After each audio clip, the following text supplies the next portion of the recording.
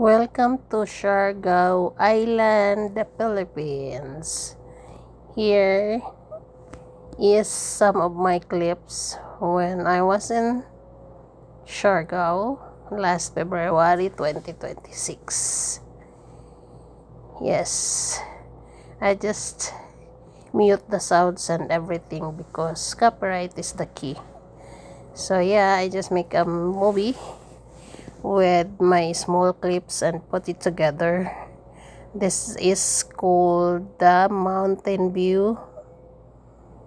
No, this is a Secret Mountain View. That's the name of it. Look at that. You still can see the aftermath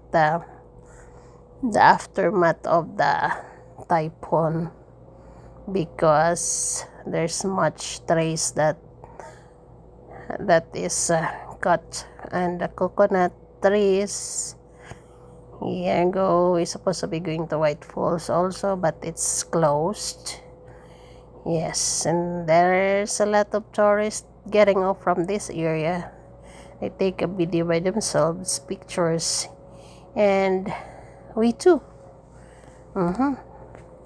Yeah, we decide to rent a motorcycle for 800 pesos. And then we pass by also to this Tigasao, Surigao del Norte. I think it's part of Mindanao already. I thought it was only Siargao. Very, very quiet people. It's very hot. I gain a lot of sunburn. I gain a lot of weight eating anything we found in the tree and along the road. Yes, it's nice to be a tourista in your own country. Wow, tourista. Yeah, but in reality, this is so expensive travel. From Manila, you fly to Cebu, and then Cebu to Siargao. Coming back is the same, Siargao to Cebu, we stay in Cebu and we fly again from Cebu to Borongan. Yeah, but the very expensive one is to go here in Siargao. With two people, I paid like 48,000 pesos just only for airfare, back and forth. It's not including your hotel. Oh, this is a Pacific Go. I think this is the opening, the mouth of Pacific Ocean. Yes. So yeah, I decided to make it a movie. At least I have souvenir when I go to Siargao. Look at that beautiful, sunny, and too hot vibe in Siargao. Yes, you can see this one is a very, very strong seawall.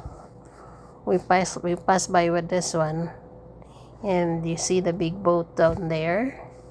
This is a very long seawall, but I'm lazy to go over it far away. Yes, look at that. You can even pick up some shell down there. Yeah, look at that very, very long seawall. Before we came in here, we eat a coconut. Buko. Ganon. Oh, diba? Look at that. I think the seawall is not included in the flood control. Corruption back home. Very bad. This one is very, very nice. Very long seawall. Oh, I just take a video whatever I can. Look at that. Yeah. This is very strong seawall to protect the barangays from the water if there's a tsunami or whatsoever, right? Here you go. So guys, yeah, it's nice to be a tourista in your own country. At least we travel as much as we can. Travel pa more. Yeah. Anhin mo ang kwarta mo, di mo man yan madala sa hukay. Okay? Just enjoy life while you still can. Okay, thank you guys for watching. Here we go again. The riders are coming.